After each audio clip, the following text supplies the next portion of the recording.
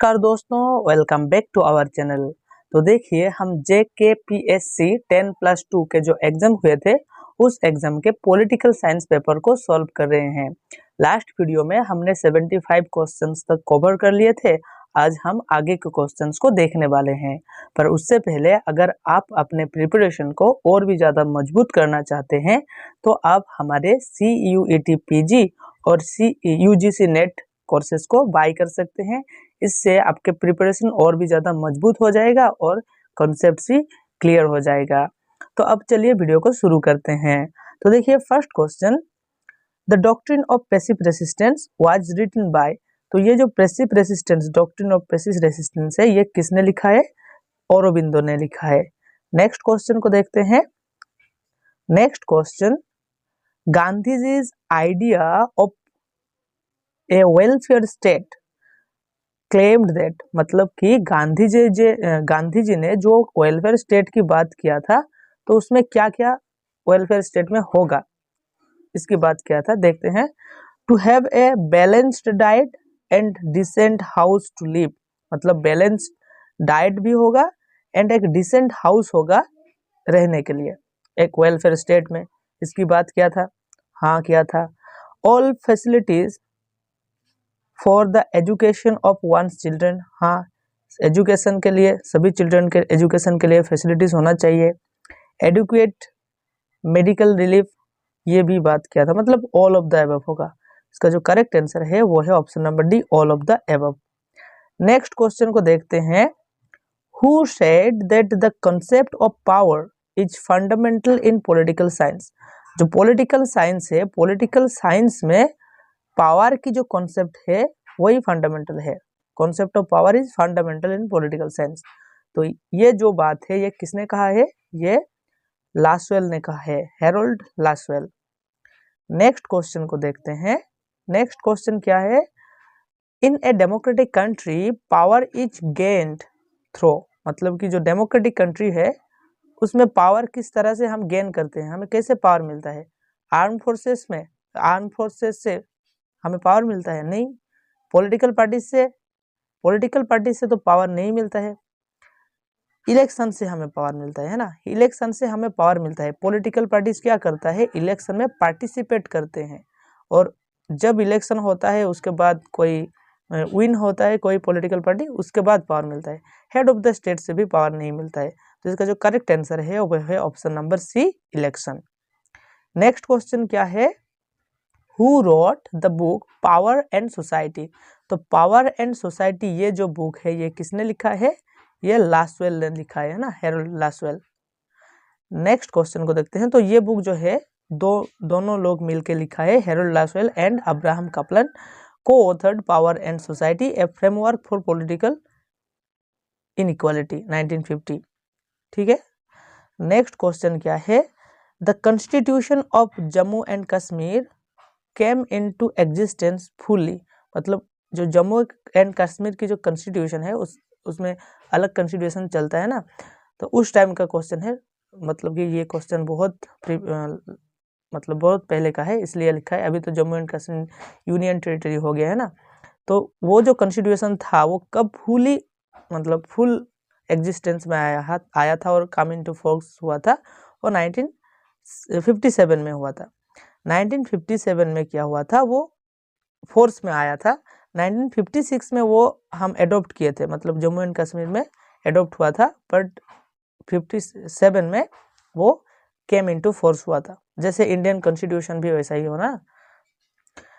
Next question, the Tashkent declaration was held. जो Tashkent declaration हुआ था वो कब हुआ था? ताशकंद डिक्लेरेशन तो ये हुआ था 1966 में।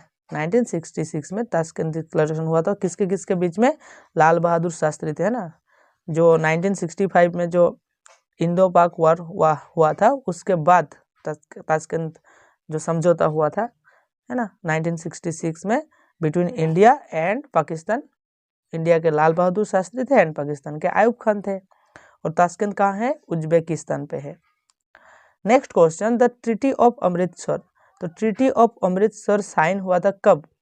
तो इसका जो करेक्ट आंसर है वो है 1846। 1846 में ट्रीटी ऑफ अमृतसर साइन हुआ था। उस वक्त जो गुलाब सिंह थे, है ना, गुलाब सिंह, है ना, तो British East India Company and Maharaj Gulab Singh के बीच में ये हुआ था साइन, ट्रीटी ऑफ अमृतसर। तो जिसके कारण क्या हुआ था, ट्रांसफरिंग कंट्रोल ऑफ कश्मीर, जो कश्मीर का पावर था वो जो कंट्रोल दे दिया गया था गुलाब सिंह को। तो after first Anglo Sikh war, उसके बाद Jammu and Kashmir consist of these district, मतलब जम्मू एंड कश्मीर में कितना डिस्ट्रिक्ट है। तो अभी तो यूनियन टेरिटरी हो गया, पर उससे पहले कितना डिस्ट्रिक्ट था, अभी तो डिवाइड हो गया ना जम्मू एंड कश्मीर। तब उस टाइम पर जम्मू एंड कश्मीर में 14 डिस्ट्रिक्ट था, 14 डिस्ट्रिक्ट, है ना, 14 डिस्ट्रिक्ट था उस टाइम पर। तो ये क्वेश्चन जब किया गया था, Japan withdrew it's membership from the league, मतलब कि जापान कब लीग ऑफ नेशंस, लीग मतलब लीग ऑफ नेशंस से विथड्रू के हो गए थे, मतलब कि छोड़ दिया था लीग ऑफ नेशंस को। तो इसका जो करेक्ट आंसर है वो है 1934। तो 1933 में ही ऐसा हो गया था, जापान अनाउंस किया था it's withdrawal from the league of Nations on 27 मार्च 1933, पर the withdrawal was officially or recognized 1934। तो नेक्स्ट क्वेश्चन देखते हैं, the foundation for the modern state, जो मॉडर्न स्टेट का फाउंडेशन हुआ था, was laid down by treaty of Westphalia, Congress of Vienna, concert of Europe and the league of Nations. तो किससे हुआ था, तो सबको ही पता ही होगा पॉलिटिकल साइंस के स्टूडेंट के हिसाब से, ट्रीटी ऑफ वेस्टफेलिया 1648। तो 1648 में ट्रीटी ऑफ वेस्टफेलिया आया, जिसके कारण जो यूरोप में 30 इयर्स वार चल रहा था, मतलब वेस्टर्न कंट्रीज में, तो वो खत्म हुआ। उसके बाद मॉडर्न स्टेट का कॉन्सेप्ट आया, सोवरेनिटी का कॉन्सेप्ट आया, है ना, state sovereignty. Next question, the book Utopia was written by, तो यूटोपिया जो बुक है वो बुक किसने लिखा है, वो लिखा है थॉमस मोरे ने, है ना, थॉमस मोरे, यूटोपिया बुक। नेक्स्ट क्वेश्चन को देखते हैं, next question, the development of international organisations begin with, तो इंटरनेशनल ऑर्गेनाइजेशंस के जो डेवलपमेंट हो रहा था वो कब से शुरू हुआ, हेग कॉन्फ्रेंस से, ट्रीटी ऑफ वेस्टफेलिया से, द कंसर्ट ऑफ यूरोप, या फिर लीग ऑफ नेशंस से। तो इसका जो करेक्ट आंसर है वो है option number C, concert of Europe, इसके बाद हुआ था ना।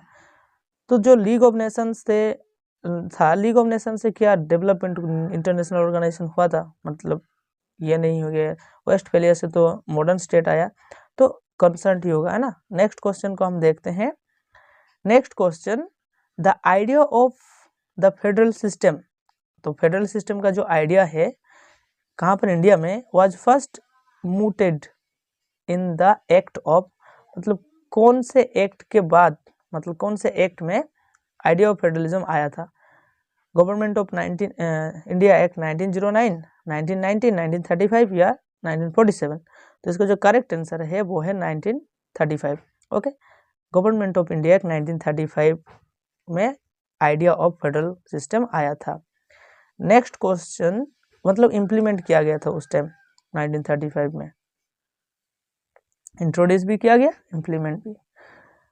द कॉन्स्टिट्यूशन डिस्क्राइब्स इंडिया, जो कॉन्स्टिट्यूशन है इंडिया का, संविधान है, वो इंडिया को कैसे डिस्क्राइब करता है, यूनियन ऑफ स्टेट। हाँ, कॉन्स्टिट्यूशन ऑफ इंडिया के जो फर्स्ट आर्टिकल 1 है, आर्टिकल 1 ही कहता है कि इंडिया दैट इज भारत, है ना, India that is Bharat shall be a union of states, तो यूनियन ऑफ स्टेट ही कहते हैं। 1991 to 2000 AD has been designated as, कैसे डेजिग्नेट किया जाता है, SAARC decade of the destitute, SAARC decade of the widows, SAARC decade of the girl child, all of the above. तो इसका जो करेक्ट आंसर है वो है option number C, SAARC decade of the girl child, है ना। Next question को देखते हैं, सार्क में कितने मेंबर है, उस टाइम पर 7 था, है ना, उस टाइम पर 7 था, बाद में तो अफगानिस्तान आया, है ना, तब अभी 8 मेंबर है सार्क में। तो बांग्लादेश, भूटान, इंडिया, मालदीव्स, नेपाल, पाकिस्तान, अफगानिस्तान, है ना, श्रीलंका। तो the human resource, next question, the human resource development centre of SAARC is located. तो human resource development centre SAARC के कहाँ पर लोकेटेड है? तो करेक्ट आंसर है वो है इस्लामाबाद, इस्लामाबाद में लोकेटेड है। Next question, the unified military command of the Soviet dominated alliance was dissolved, मतलब डिसॉल्व हो गया था क्या? जो यूनिफाइड मिलिट्री कमांड था सोवियत डोमिनेटेड अलायंस की, वो डिसॉल्व हुआ था कब? 1991 में। तो कोल्ड वॉर के बाद डिस्कस किया था कि दो वेस्ट में और ईस्ट में, मतलब कि वेस्ट में नेटो एंड ईस्ट में वार्सो, है ना, वार्सो पैक्ट। तो ये तो मिलिट्री अलायंसेस था, वो 1991 में जो था वो मतलब कि डिसॉल्व हो गया था, है ना। The Warsaw Pact, the Soviet led military alliance, was officially dissolved on 1st July 1991. Next question, the first UN conference on the law of the sea, मतलब समुद्र के आइन, law of the sea is known as। तो first UN conference को क्या कहा जाता है? वो है मतलब जेनेवा कॉन्फ्रेंस या हेग कॉन्फ्रेंस या वाशिंगटन कॉन्फ्रेंस या लंदन कॉन्फ्रेंस। इसको जो करेक्ट आंसर है वो है जेनेवा कॉन्फ्रेंस। जेनेवा कॉन्फ्रेंस को the law of the sea, UN first the United Nations conference on the law of the sea कहा जाता है। तो ये 1958 में हुआ था। A neutral state is, neutral state किसको कहा जाता है?